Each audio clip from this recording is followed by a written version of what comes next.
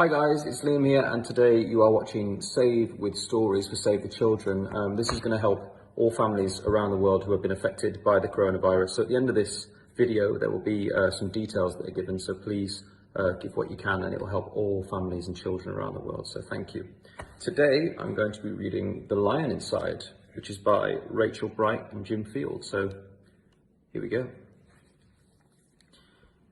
In a dry dusty place where the sand sparkled gold, stood a mighty flat rock, all craggy and old. And under that rock, in a tiniful house, lived the littlest, quietest, meekest brown mouse. He was so very tiny, so incredibly small, that nobody noticed him, ever, at all. See, he's just down there. He got trod on and sat on, ow, and missed out the stuff. Ouch.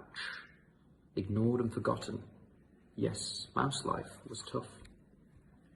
Meanwhile, far above, on top of the rock, times were quite different. It was lion o'clock. The huge toothsome creature made sure everyone saw how important he was by how loud he could roar. He was head of the pack. He was shouty and tough. He loved showing the crowd he was made of strong stuff. Yes, all were impressed by this mighty king cat. If only, thought the mouse, I could be more like that. Then late one dark night, in his Minnie Mouse bed, the cleverest thought popped into his head. He jumped from the covers and held up his paw. I've got it, he said. What I need is a roar.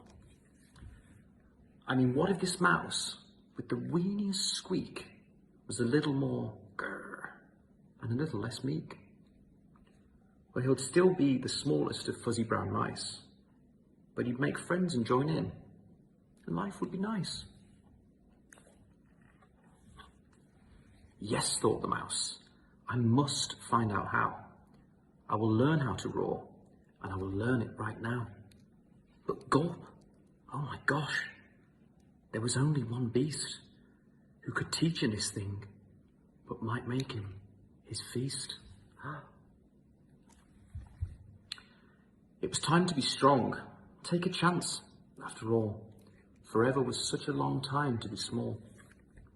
So he made himself brave, and he thought like a winner. He set off for the top, hoping not to be dinner. It felt like the scariest thing he could do. But if you want things to change, you first have to change you. The further he climbed and the closer he got to the slumbering lion reclining on top.